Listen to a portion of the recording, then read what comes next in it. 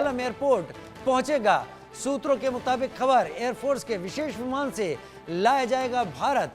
तैमूर राणा को लेकर किए गए सुरक्षा के सख्त इंतजाम।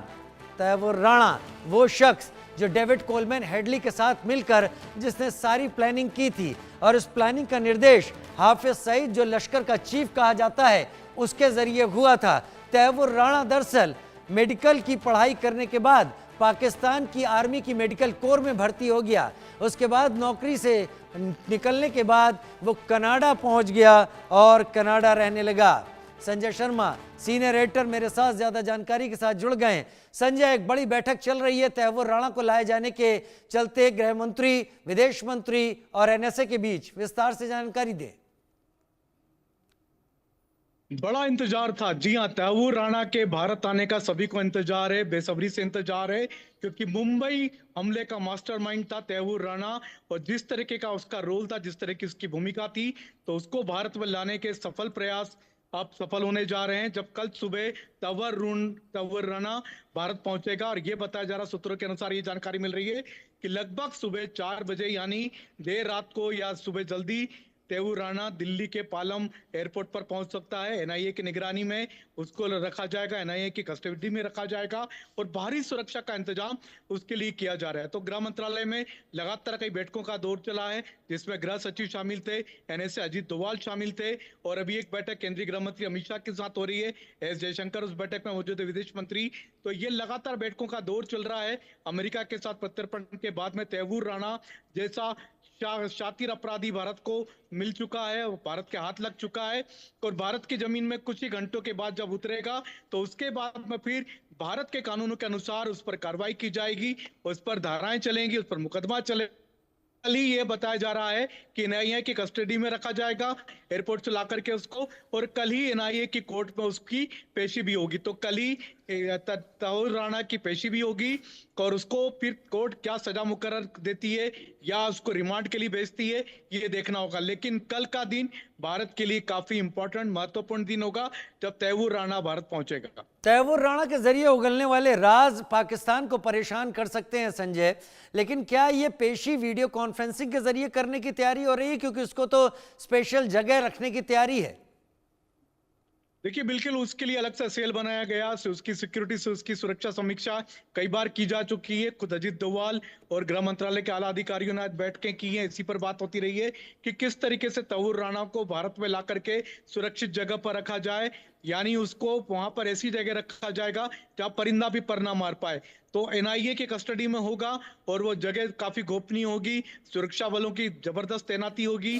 तो तैमूर राणा की सुरक्षा सबसे बड़ी प्राथमिकता, क्योंकि उसको प्रत्यर्पण करके भारत जरूर लाया जा रहा, लेकिन भारत में उसको पूरी तरह से सुरक्षा देकर के उसकी सुरक्षा करना बहुत जरूरी है, और साथ ही साथ उसकी कोर्ट में पेशी कराना है, और कोर्ट फिर उस पर क्या सजा मुकर्रर करती है, क्या उसको रिमांड देती है, उसको पूरी तरह से फॉलो कराना, भारतीय कानूनों के अनुसार कराना, ये सबसे ज्यादा महत्वपूर्ण है।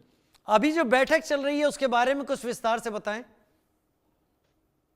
देखिए, विदेश मंत्री एस जयशंकर और अमित शाह के बीच में बैठक चल रही है। अमेरिका के कानून और भारत के कानून, प्रत्यर्पण की कुछ संधियां होती हैं, प्रत्यर्पण संधियों के साथ में कुछ शर्तें उसमें डाली जाती हैं कि क्या आप उसको सजाए मौत दे सकते हैं, नहीं दे सकते हैं, क्या क्या सजा दे सकते हैं, और किस किस तरीके के वातावरण में उसको रखा जा सकता है। तो ये सारी की सारी प्रत्यर्पण की शर्तों के साथ कंडीशनें डील होती है। तो अमेरिका के साथ भारत का जो प्रत्यर्पण संधि है, उसमें अपराधी को भारत को सौंप तो सकते हैं, लेकिन क्या भारत सरकार उसको सजाए मौत का आदेश भी दे सकती है, सजाए मौत का भारतीय कोर्ट उसको हुक्म सुना सकती है, ये देखना होगा, क्योंकि प्रत्यर्पण की संधियों का पालन करना होता है। हमने पहले भी देखा था, पहले भी कई बार ऐसा हुआ था कि प्रत्यर्पण की संधियों के अनुसार भारत सरकार कई अपराधियों को पूरी तरह से सजा नहीं दे पाई भारतीय कानूनों के अनुसार। ठीक है, जिसमें अबू सलेम का नाम काफी खास है, जिसको पुर्तगाल से प्रत्यर्पित किया गया था। बहुत शुक्रिया मेरे साथ जुड़ने के लिए संजय शर्मा। उधर अमेरिकी सुप्रीम कोर्ट ने तैमूर के सारे दरवाजे बंद कर दिए थे। बीते दिनों अमेरिकी सुप्रीम कोर्ट ने मुंबई आतंकवादी हमले के गुनहगार तैमूर राणा को प्रत्यर्पण के तहत भारत भेजने पर रोक लगाने की मांग करने वाली याचिका को खारिज कर दिया। यह उसकी एक्सक्लूसिव कॉपी आपके टीवी स्क्रीन पर है। इससे उसे भारतीय अधिकारियों को सौंपे जाने को लेकर बाधा दूर हो गई। डोनाल्ड ट्रंप के सत्ता में आते ही तैमूर राणा को भारत प्रत्यर्पित करने की मंजूरी दे दी गई थी। दरअसल तैमूर राणा पाकिस्तानी मूल का कनाडाई नागरिक है। उसकी उम्र 64 साल है। आतंकी राणा लॉस एंजल्स के मेट्रोपॉलिटन डिटेंशन सेंटर में बंद था। वो पाकिस्तानी अमेरिकी आतंकवादी डेविड कोलमैन हेडली से जुड़ा है। डेविड हेडली 26/11 हमलों के मुख्य साजिशकर्ताओं में से एक है। हेडली ने हमलों से पहले तैमूर राणा की इमिग्रेशन कंसल्टेंसी के कर्मचारी के रूप में मुंबई में रेकी की थी। तो अब तैमूर राणा का एक तरीके से गेम ओवर। किन शर्तों पर तैमूर राणा का प्रत्यर्पण हुआ है यह सामने आना बाकी है, लेकिन एक बात तय है कि तैमूर राणा की बाकी जिंदगी अब जेल में ही कटेगी। इससे पहले भी वो जेल में ही था और आगे भी उसे जेल ही नसीब होगी।